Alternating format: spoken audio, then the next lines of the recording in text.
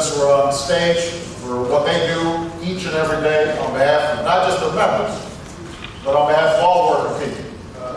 I just want to repeat my condolences to everybody in the building and construction trades on the passing of Mark Harris. Mark was a tremendous leader. He was a good friend. His commitment to the labor movement and the working people will leave a mark for years to come. You represent the latest in a long, proud line of men and women who built this country from the bottom up. It was workers like you who led us westward.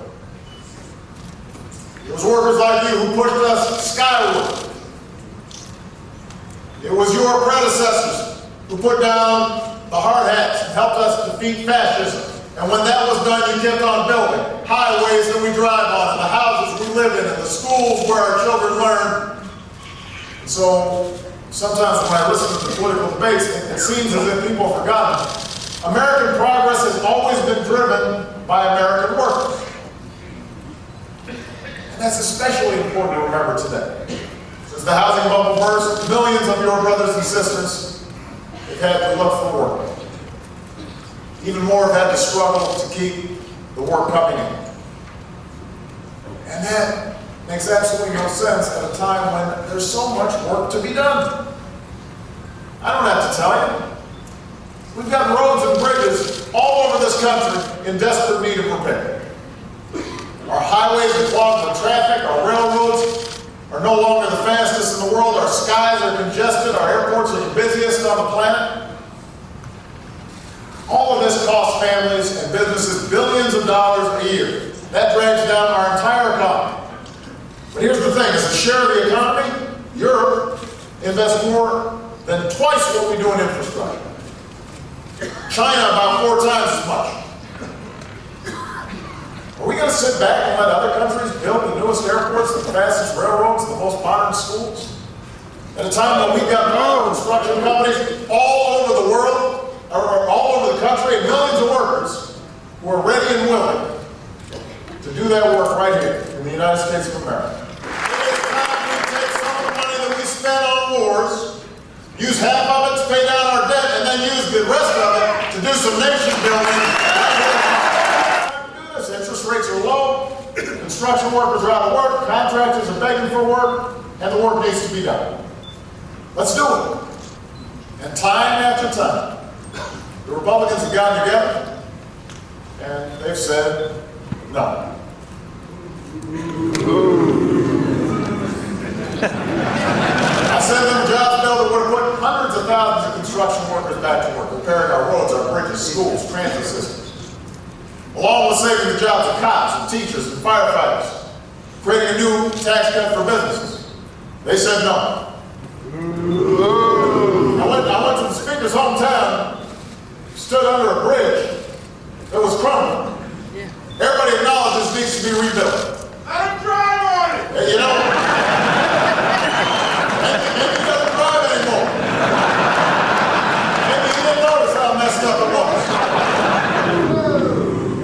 We're seeing it again right now. As we speak, the House Republicans are refusing to pass a bipartisan bill that could guarantee work for millions of construction workers. Already passed the Senate. Ready to go. Ready to put folks back to work. Used to be the easiest bill to pass in Washington used to be getting roads and bridges built. Because it's not like only Democrats are allowed to use these things. Everybody's permitted. It shouldn't be that hard. Not everything should be subject to thinking about the next election instead of thinking about the next generation. Ronald Reagan once said that rebuilding our infrastructure is common sense.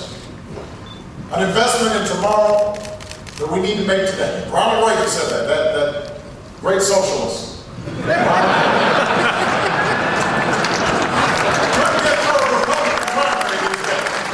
The folks up on Capitol Hill right now, they seem to have exactly the opposite view. They voted to cut spending on transportation infrastructure by almost 30%. That means instead of putting more construction workers back on the job, they want to lay more off. Instead of breaking ground on new projects, they want to let existing projects grind to a halt. Now when you ask them, well, why are you doing this? Other than the fact that I'm proposing. They'll say it's because we need to pay down our deficit. And you know what? The deficit's a real problem. You know, all of us recognize in our own lives, in our own families, we try to live within our means. So we got to deal with the debt, we got to deal with the deficit. And their argument might actually fly if they didn't just vote to spend $4.6 trillion on lower tax rates, that's with a T, trillion, on top of the $1 trillion they'd spend on tax cuts for people making more than $250,000 a year. And by the way, when everybody's doing better and the economy's growing, lo and behold, it actually helps to bring down the deficit. It helps us pay off our debt. Previous generations understood this. Apparently right now, Republicans disagree. Why we gotta vote them out? I believe our economy is stronger when workers are getting paid good wages and good benefits.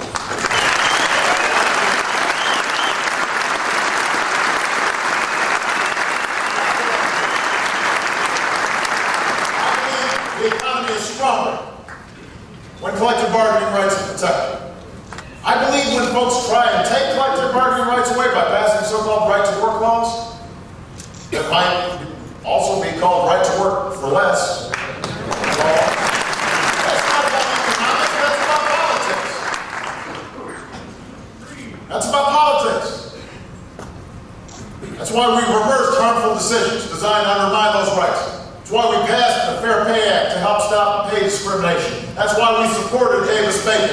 That's why we reversed the ban on project labor agreements, because we believe in those things. Because the right to organize and negotiate fair pay for hard work, that's the right of every American. Yeah. This story has never been about what we can do on our own. It's about what we do together. In the construction industry, nobody gets very far by themselves. Now, I'm the first to admit, I got to be careful here because, I'm, just barely can hammer a nail into the wall. My wife's not impressed with my skills. Just fixing up the house. Right now, fortunately, I'm in a rental, so.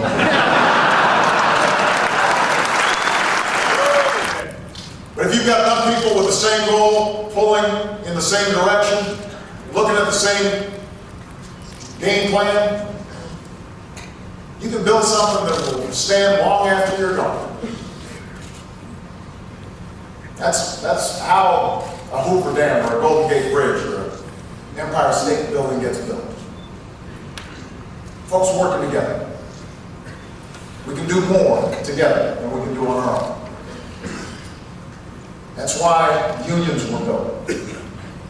Understood workers on their own wouldn't have the same ability to look after themselves and their families as they could together. And what's true for you is true for America.